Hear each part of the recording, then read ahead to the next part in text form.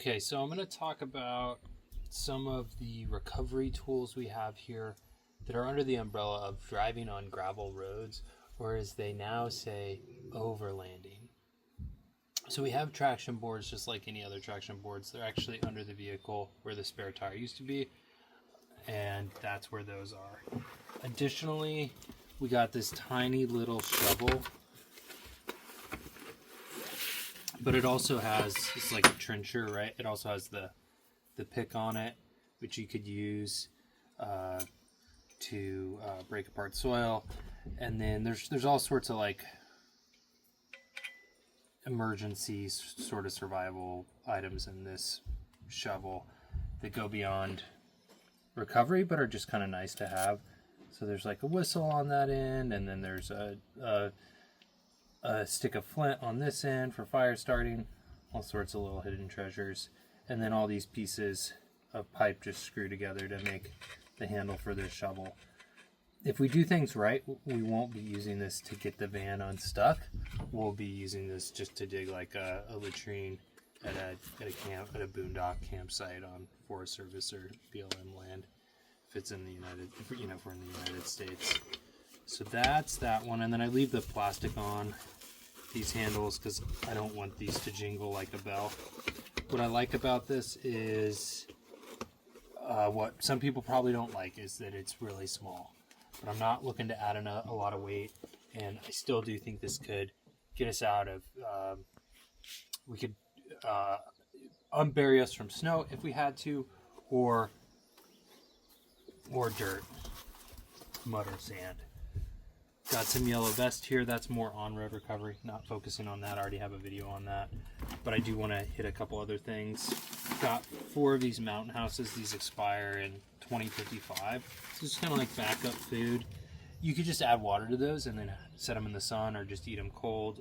But if you add hot water, you can get like a pretty tasty meal. I have Forest Service firefighting pants. So these are made out of Aramid, I want to say is the fabric. And those are just nice to have if I don't want to get like a pair of work kind of pants dirty. Those can get dirty and they'll hold up. What else? If for airing down, I always figured I'd have to buy the expensive compressor. We're not going to be doing that a lot. So I just got the cheapest compressor that could get us to the PSI we need, which is 70 in the back and 50 in the front for on-road travel, but off-road travel we should probably drop down to 30. This one will do it, and it's just a UUP one from Amazon, link in the description below. So, if you're not airing down all day every day, you probably don't need the top of the line compressor. One of these cheaper options is fine. Got a couple bottle jacks, both the stock variety. So I have one back here and one in the normal spot. And then we have a breaker bar and then the wheel key. I also have this plug kit, which I have used. That was more of an on-road flat on I-80. But good to have, good to know how to use, especially if you're on a vacation or somewhere where you can plug like a nail hole and then extend your vacation. I'll have to go and work on that. The next thing I have here is just your garden variety recovery rope.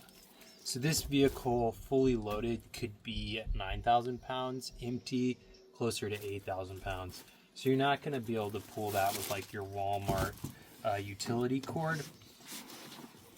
And while we typically have a lot of climbing and canyoneering ropes on board, we don't want to use those. So this should pull, I think the braking strength on this is actually close to 44,000 pounds.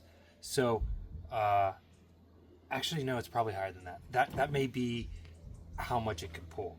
We're pulling about 1/4 of that, so 1-to-4 safety ratio. And we got 2 soft shackles, and then this is just like a 40-foot rope. We also have a hitch that we can attach this to on the rear of the vehicle, and then on the front, it's just the, right now it's just this nautical eye of recovery and towing, as they say in the business. Hopefully we don't have to pull from the front, because that's not as strong as pulling from the back. But if we do, we got this. We don't have a winch system on board. I know a lot of sprinters do the 12,000 pound winch. And, I'd like to think, like, if ideally we'll never take this vehicle on a road where we're putting it in a position where we need to winch out. But if for some reason we were to get stuck and need to get, the idea is we would never need to use this recovery rope. And like, things happen. One time I was driving the Tacoma, we slid off the road coming from Canyonlands to Gunnison in the winter, black ice, and I had a rope, and that saved us, because I was able to, like, the first vehicle that stopped, they asked if we were okay, and I was like, yes, and will you pull us out of here? And they're like, do you got a rope? And I was like, yeah, we got a rope. I came across a van going in the winter. They slept on the side of the road outside of Pinnacles, and they were just stuck in the mud, and they had no rope. They hired a tow truck. It was probably like $500 to get them winched out. So this is less than $50, and it could save a big tow bill. Since we're into the weeds and I'm under here, I might as well show you the rest of the kit. So we talked about the breaker bar. I got some accessories so I can shrink down the breaker bar and make a little 90.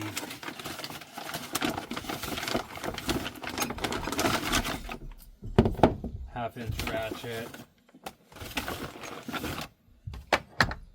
hex keys.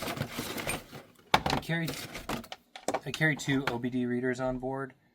This one is one that hardwires in. So the other one is a ThinkDAG, and it has a lot more horsepower, but it's dependent on a phone.